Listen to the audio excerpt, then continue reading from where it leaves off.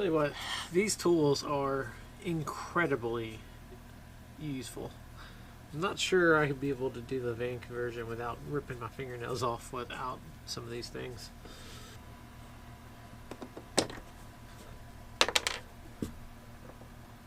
Alright, it's finally time to pull the floor mat out and start working on the floor and get a template made and move on.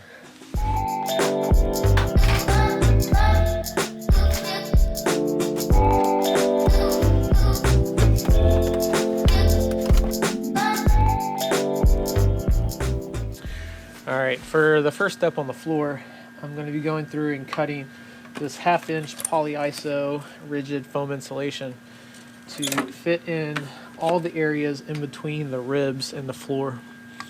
This will kind of give a little bit of a gap, and it sits about the same height as the actual ribs. And then we'll put a 1-inch polyiso foam over top of that, and then a 1/2-inch sheet of plywood. The reason I'm going so thick is we're going to be putting a second row of seats in, and the floor brackets themselves are pretty tall. So if my measurements add up correctly, the plywood will basically run flush with the top of the bracket so that I can hide part of the bracket under the floor without having a huge channel, so that the seats can still click in and out and minimize the amount of kind of tread or gap or tripping hazard in the back. So we'll see when I get to that piece, but for now, we're just going to work on cutting all this foam. So the process is measure, cut, repeat. We went through 1.5 sheets of the 4-foot by 8-foot 1/2-inch polyiso to cover the full floor of our van. I took measurements in the van and translated them to the floor where I had the polyiso on top of a sheet of plywood so that I could cut through it without cutting into anything below it or messing up the blade on the concrete. Installation down the road, you can either use a spray adhesive, or in our case we ended up opting to just sandwich the foam in between the subfloor and the actual floor of the van.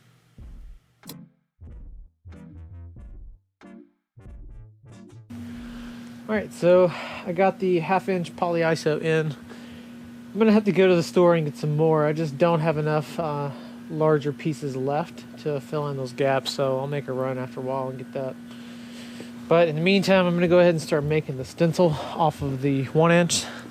So I'm going to drag the floor mat that came with the back of the van on top of this to make a stencil. So basically I'm going to put about a 1/2-inch extra space around the entire thing so that I can really kind of wedge it in there, and I'll just make adjustments as I go once we get the pieces in the back of the van. I used the factory cargo mat cover as the basis of the template for the floor. I laid out the 3 sheets of 1-inch polyiso and put the cargo mat on top, and then cut out the first sheet with an additional inch all the way around onto the foam so that I had some area extra to work with when I put it into the van. It's important to note that the factory floor cover in the Transit, and probably in other vans, are not 100% to every wall edge and tight to every corner and around every pillar. You're going to have a lot of factory trim that the cargo mats are going to go around, and if you follow them exactly, then you're going to find lots of gaps where the foam is covering the floor.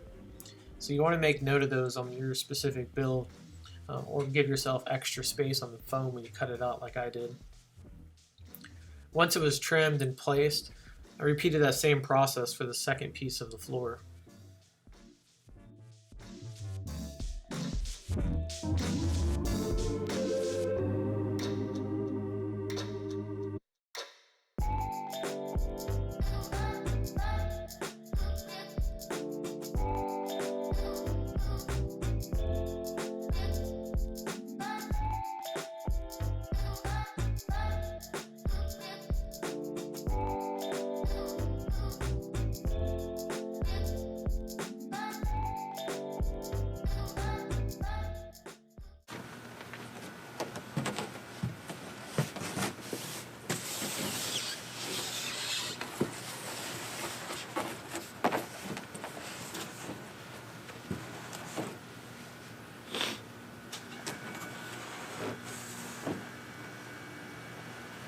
So it looks like I'm safe to cut the corner over there. Then I'll make a mark from underneath and start cutting a little bit away so I can get around this corner, and then I'll figure out the right step spacing as well.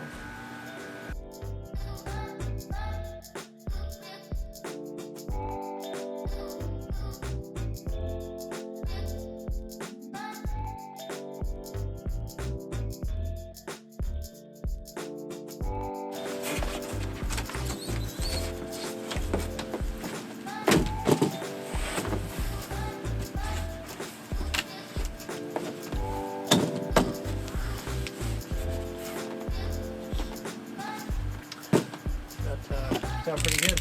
So I'm going to take a marker and crawl underneath and mark where that step goes, so I can cut that out now.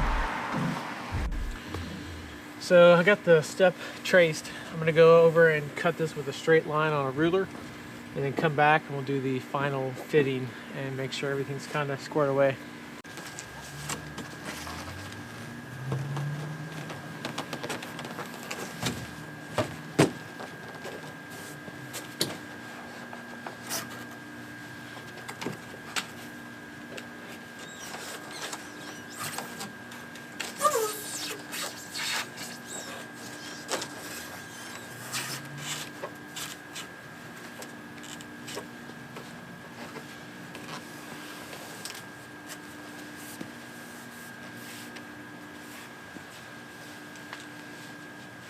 Alright, so I think we're good. This is pretty much about as good as I thought I'd do, so take that as a win. Might be slight adjustment in some areas. I'm going to get some more half-inch polyiso so I can fill this gap so this edge isn't so fragile. And then we'll have a half-inch piece of wood over top of this. Pretty much right now runs directly in line with the front floor. So we'll see how it goes, because we still have a half-inch of ply, and then we have a vinyl click lock flooring that we're going to put in. So we'll see how this connects. We may have to figure out some way to make that transition in the middle there. When I work on the wood template, basically what I'm going to do is take out this top foam and use this as the template for the wood, since it does fit tight. So I know that when I cut the wood, it'll be better fitting than the rubber mat that came out. There is a few things I'll make some notes on that I can cut tighter with the wood as well, so I'll have better notes to go off of. So that's pretty much the next step before I lose daylight.